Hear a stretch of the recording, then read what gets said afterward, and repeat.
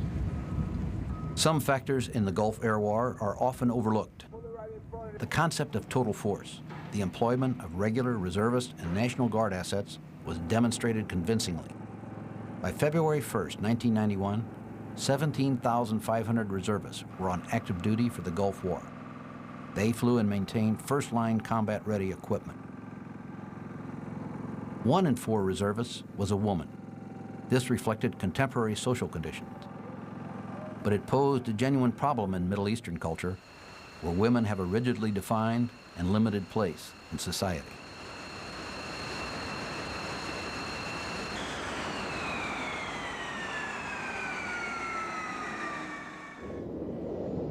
The reserves plunged into combat with Fairchild A-10 attack aircraft. Everybody loves an underdog, and for many years the Fairchild Republic A-10 was just that. The first aircraft designed for the Air Force specifically as a close support airplane, it was considered by many to be too slow to be combat effective. But the crews loved it. It was rugged and easy to maintain. They affectionately called it the Warthog. The A-10s attacked every sort of ground target, including Scud missiles. Reserve units flew more than 5,200 combat sorties without any losses. A-10s were also flown by the 23rd Tactical Fighter Wing, the direct descendant of the famous World War II Flying Tigers. Most of the systems on the aircraft are redundant. We can lose both hydraulic systems and still fly by cables. You can see the engines are high mounted for protection. We can fly on one engine. We can fly with a piece of the wing gone, the tail gone, whatever. So we feel pretty confident up here that even if we do take a few hits, we'll still be able to get home and do our job the next day. 12,500 members of the Air Guard responded to the call of duty. 5,000 of them went to the Gulf. The very first American aircraft to land in Saudi Arabia after the Kuwait invasion was a Mississippi Air National Guard C-141.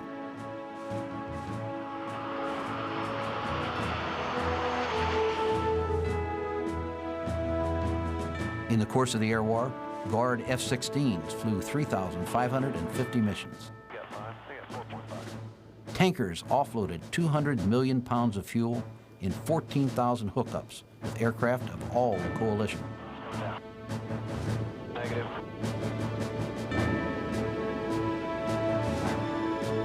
KC-135s and the more modern McDonnell Douglas KC-10s refueled aircraft constantly. Well, I don't know if that looks like a lot of work or not, but it is.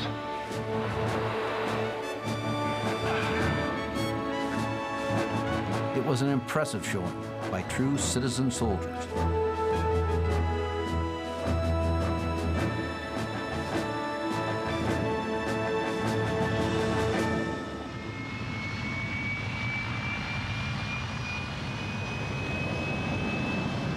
The General Dynamics F-111 had been the subject of bad press for years, but in the Gulf, it covered itself with glory. F-111s dropped more than 7 million pounds of precision-guided ammunition in 42 days.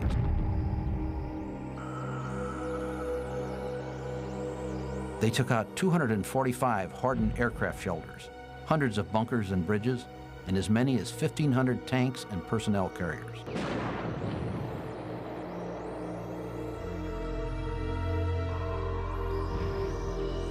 A veteran of Vietnam also made a comeback. The angular but oddly beautiful McDonnell Douglas F-4 Phantom was one of the most versatile aircraft ever to enter the Air Force's inventory. It was used as a fighter, a bomber, and a reconnaissance plane. Later in its career, it took on the most demanding mission of all, that of Wild Weasel, the suppression of enemy air defenses. This particular aircraft, an F-4G, was used in the Persian Gulf War in 1991. There, almost 30 years after the type had entered service, and in competition with high-tech aircraft like the stealth fighter, this aircraft fired more than 40 missiles against the enemy air defenses. The venerable B-52Gs once again proved their worth as flying artillery. They were able to place tremendous amounts of bombs on troop concentrations. They were especially tough on Saddam's crack troops the Republican Guard.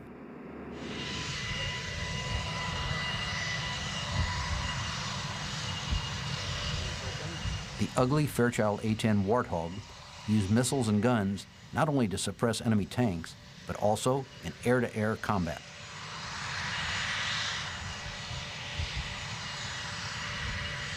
A reservist pilot shot down an Iraqi helicopter to record the first ever A-10 air-to-air kill.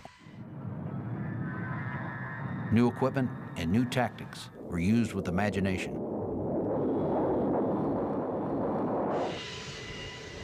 Training was a key factor in the successes achieved with both new and old aircraft.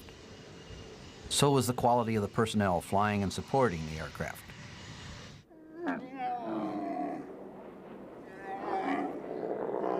For 6 months, the men and women of the U.S. Air Force were located in a foreign environment with extraordinary climatic and cultural differences. Throughout this extended period, they maintained a level of spirit and morale that made the crucial difference. Aircraft and equipment were simply not allowed to go down for maintenance. No matter how many hours or how much ingenuity it took, the weapons were ready for launch on schedule.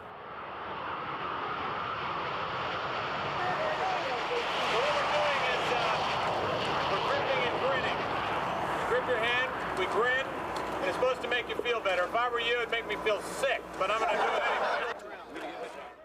The Air Force and all the services worked hard to sustain morale.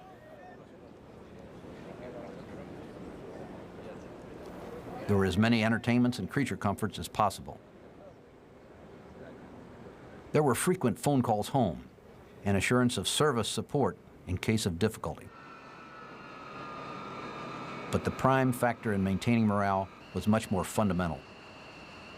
The men and women believed they were fighting for a just cause, and they knew that they were being allowed to fight to win.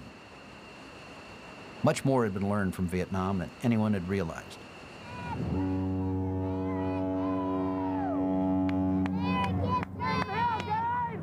Saddam Hussein had counted on the American public to manifest a Vietnam War mentality and demand the return of its troops. That did not happen.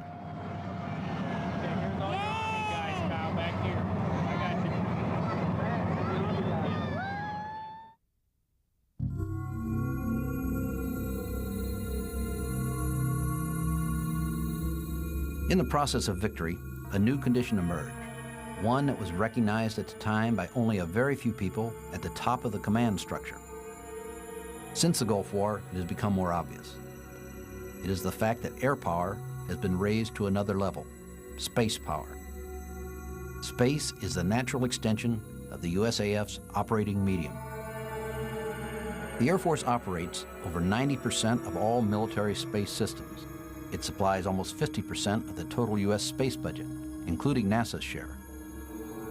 Although there are no weapons in space, the efficient use of space can give a striking force dominance on the battlefield. Those concepts put an enormous premium on information warfare, on surveillance, that is, on battlefield awareness. With dominant awareness goes information superiority on the battlefield. Doesn't do you any good to be aware if you can't pass that awareness to people who need it. In the Gulf War, a remote sensing satellite was used to give U.S. commanders an overall view of the military situation. Navstar Global Positioning System satellites were used to position air crews for parachute drops and to locate pickup zones for special operations.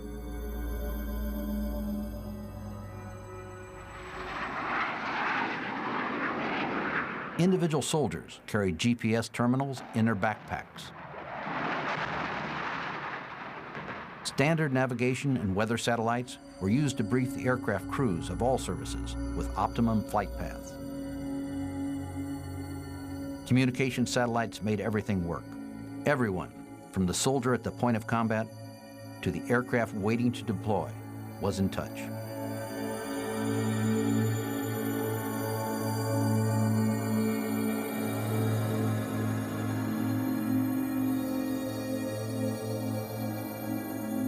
The Global Positioning System satellites are the best example of the precise control that space-based equipment can provide. A network of satellites make up a system to give continuous coverage over the entire Earth, allowing any user to plot their position anywhere in the world to within a 30-foot radius.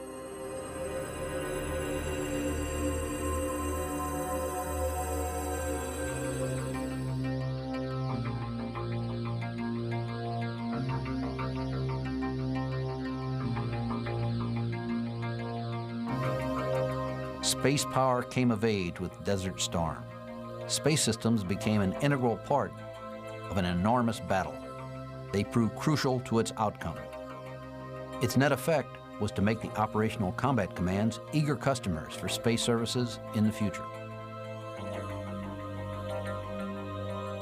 The Navstar Global Positioning System provided the means by which Allied land, sea, and air forces could navigate to a point and then fire with unprecedented accuracy. In preceding wars, it had been impossible to know with precision where the enemy was. It was equally impossible to know precisely where your own forces were. In the Gulf War, this was no longer the case. The concept of battlefield awareness came of age. United States Air Force space power was a major factor in its effectiveness. F-16s, operating in the ground attack role, used GPS to arrive at the initial point of their bombing runs. F-15s used another electronic marvel called Lantern to hit their targets. The highly appropriate acronym LANTERN stands for Low Altitude Navigation and Targeting Infrared for Night. In the Gulf, enemy targets were at its mercy. The tanks tried to get off the road. You can see them leaving the road now, driving out into the desert. In fact, some of the tankers tried to run away. You see the people running away. And of course, we continue to attack. This is a moving tank moving into the desert off the road. And we continue to attack it. When the Iraqis were fleeing north out of Kuwait, they weren't dumb, they went at night. But we were ready for them. The F-15Es with their lantern pods, they shot up a bunch of vehicles at the front, and they shot up a bunch of vehicles at the back, and then during the day we pounded the heck out of it, making buzzing passes over the convoy to warn the drivers to get away, because we weren't trying to kill people, we were trying to kill equipment.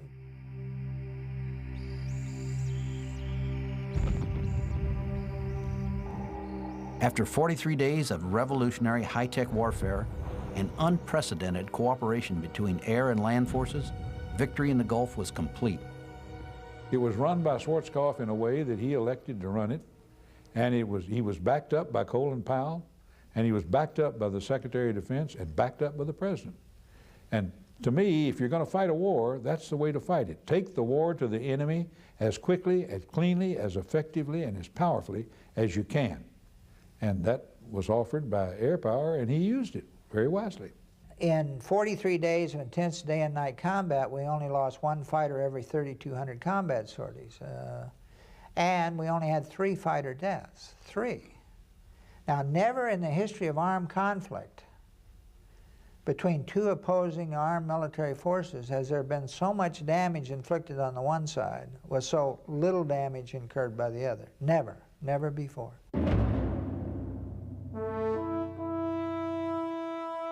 Victory in the Persian Gulf brought a brief period of triumph to the armed forces and to the civilians at home.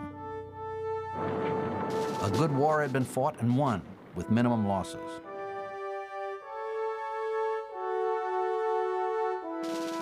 The expensive high-tech equipment that had been so controversial over the years proved itself. The United States had established itself unmistakably as the world's sole superpower.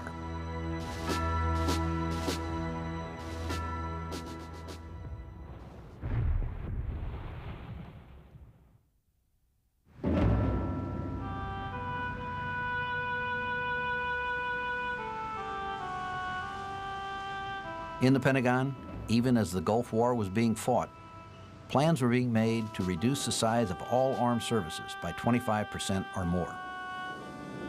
Studies were underway to change the Air Force mission to fit in with new funding guidelines. Planning dictated that the great air commands that won the Persian Gulf War, laden with tradition and battle honors, would be deactivated and relegated to history.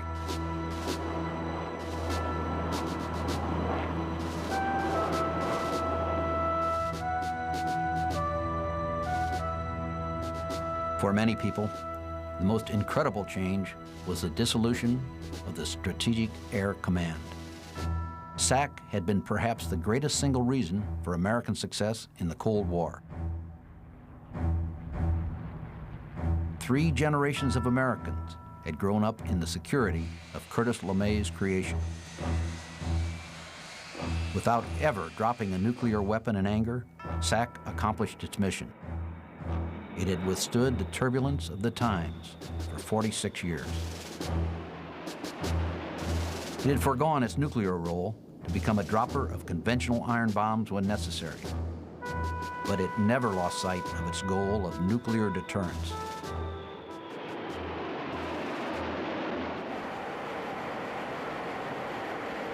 Almost as startling as SAC's demise was the deactivation of the Tactical Air Command.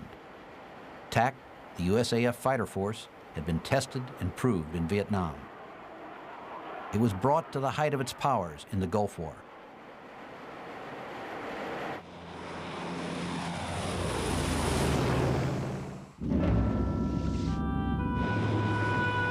In the same way, the distinguished lineage of MAC, the Military Airlift Command, extended from flying the hump in World War II to the Berlin Airlift to performing relief work in Russia. Now MAC was no more. The United States Air Force, in the form America had come to know it over almost half a century, was gone.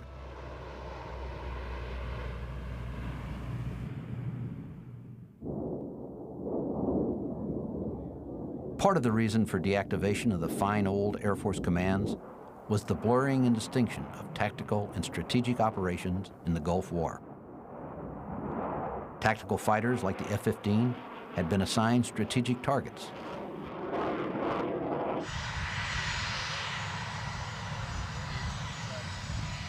A-10 Warthogs, usually frontline ground attack aircraft, were used far in the enemy rear to strike Scud missile carriers.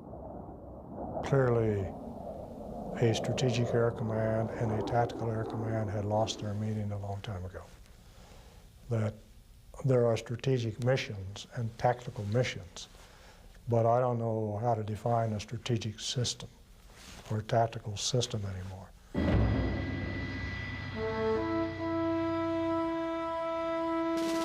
SAC, TAC, and MAC were replaced by 2 new commands.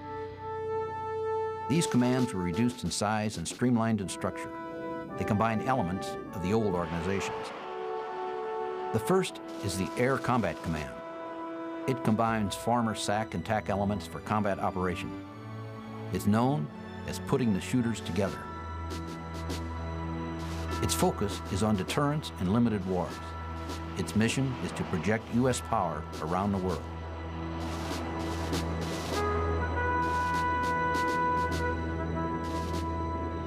The second new organization is the Air Mobility Command.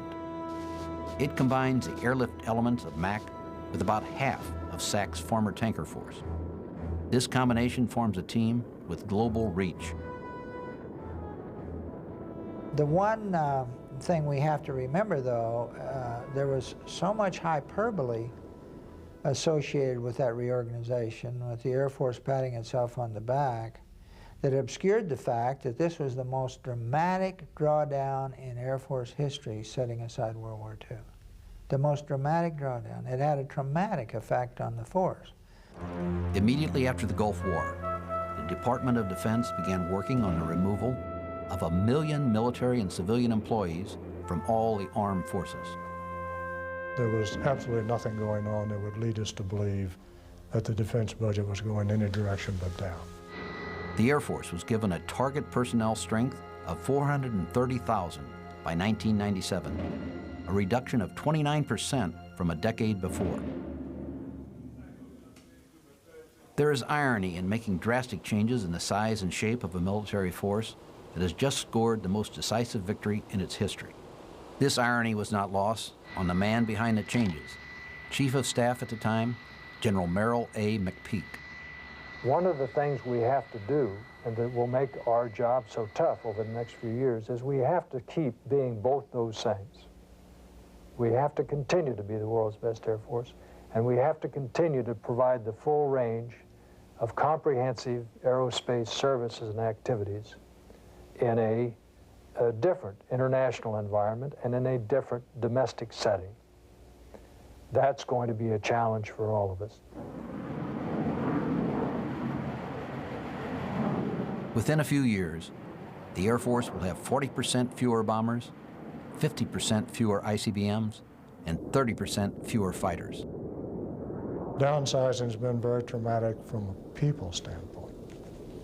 You have lots of people who had assumed that their life would be a military career, and of course they don't have that opportunity. But from an equipment and capability standpoint, downsizing has really not done a lot of violence to that so far. Instead of maintaining a defensive force in Europe, America will now have only a presence. That means a force sufficient to gain time until reinforcements can come from the United States. As the Air Force consolidates and decentralizes, it is also trying to manage an abrupt decline in procurement. The problem is more serious than a potential deficiency in numbers. The very existence of a defense industry may be threatened. Current United States strategy is dependent on ample warning time of a new threat. That warning time would theoretically allow the United States to reconstitute its industrial base and armed forces. In essence, the definition of warning time has been drastically changed. It used to refer to the 30 minutes SAC would have to get bombers into the air after an attack had been launched.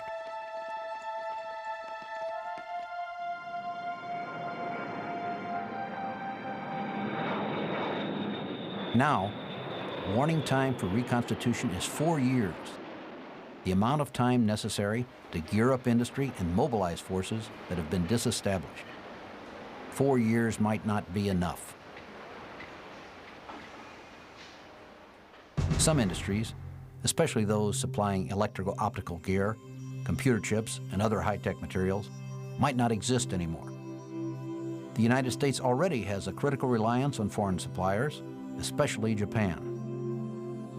Japan is our ally today, but perhaps 10 years from now, it could be a bitter trade enemy. Japanese writers have said that Japan can control the world's superpowers through its production of critical components. The situation now is not unlike Britain's infamous 10-year rule. It was introduced after World War I by Winston Churchill, and it stunted the growth of British military aviation. Each year, if no threat was apparent for 10 years, it was assumed that there would be no war in that time. Military spending was cut to the bone. The standard and number of military aircraft and other weapons dropped.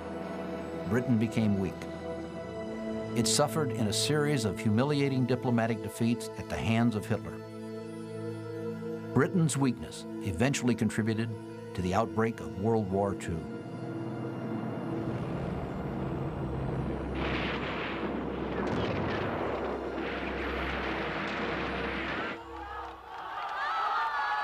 The Cold War is over. The hazards to world peace are not. Unexpected events can occur without warning. The threats of the future are not well defined.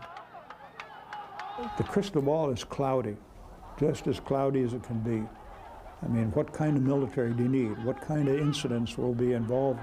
What will be our relationship with China as it emerges into being more of a superpower? I mean, these are tough issues. And there are 200,000 tons of plutonium loose in this world. It's very difficult to make. It's far more difficult to unmake. And you know, you can take 15 kilograms of plutonium and combine it with tritium and take Denver off the map and probably get Colorado Springs in the bargain. We have a track record of zero accuracy on knowing what's coming next, but I'll guarantee you something is. U.S. planning is based on the assumption that a major world war is unlikely.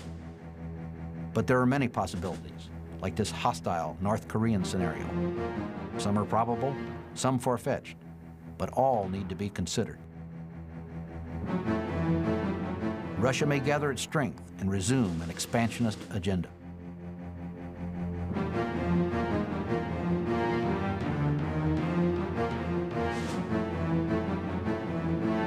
The Republic of China could develop a missile fleet and begin an expansionist policy that would threaten American interests in the Far East.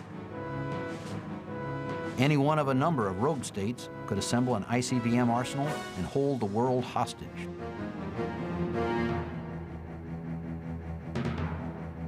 A federation of fundamentalist Muslim states could acquire a nuclear arsenal.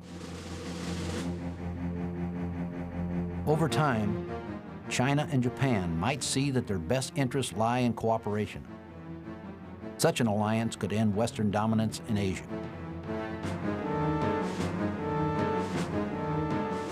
We would be insane if we ignored the potential for real disaster or real problems, military or civilian, with a major nuclear stockpile that doesn't have the constraints of a real organized and disciplined force.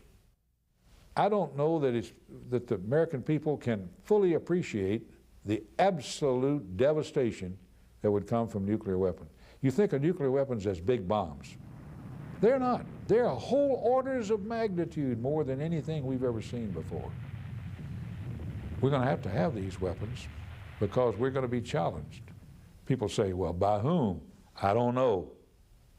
But 3 times in my lifetime, I wouldn't know who was going to challenge us, and we were challenged, and we were pushed to the wall.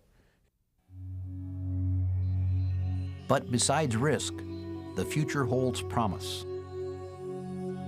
The heart of the technological revolution, the computer, will evolve at a rate faster than the average person's comprehension. Advances in computers will fuel advances in aerodynamics, electronics, and communications. In 1994, the Air Force's Scientific Advisory Board was asked for an independent view of the way technological change will shape the 21st century Air Force. The result was a 15-volume study, New World Vistas.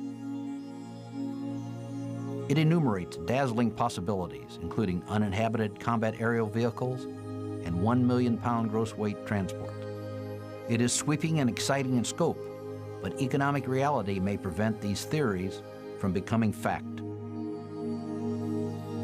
The Air Force of the first quarter of the next century will reflect today's ongoing trends. Small, highly trained forces armed with high technology equipment. The huge McDonnell Douglas C-17 transport is one of the primary systems that need to be acquired to sustain a modern force. Another is the Lockheed Martin F-22 Air Superiority Fighter.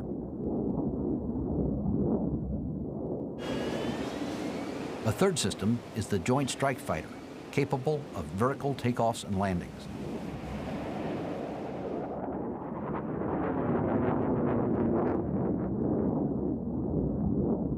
The Northrop Grumman B-2 stealth bomber will lead the fleet. But the bigger and faster Rockwell B-1B will be the primary bomber. The F-117A stealth fighter will remain in service.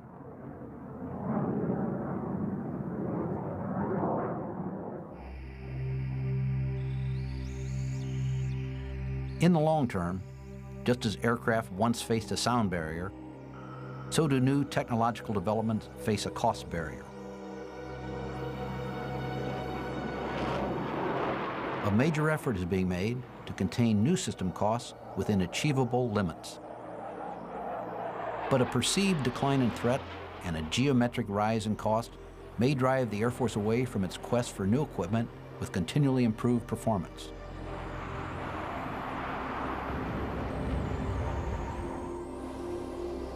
It may turn instead to a maintenance mode, in which existing systems are improved gradually over long periods of time.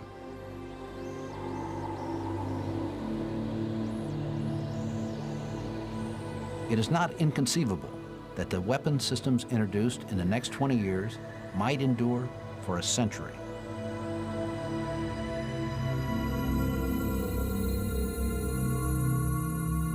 There is vast public sentiment, scientific and romantic, for a return to manned space exploration. This includes establishing bases on the moon as a prerequisite for the exploration of Mars. The Air Force is involved in the research necessary for stunning new technical achievements. If the economy permits, a mission to Mars before 2020 is conceivable. But in the face of pressing social problems, the budget is likely to dictate against such a project. If so, the Air Force can put Mars on hold. It can concentrate on a less glamorous but more necessary role as a national defender using proven weapons.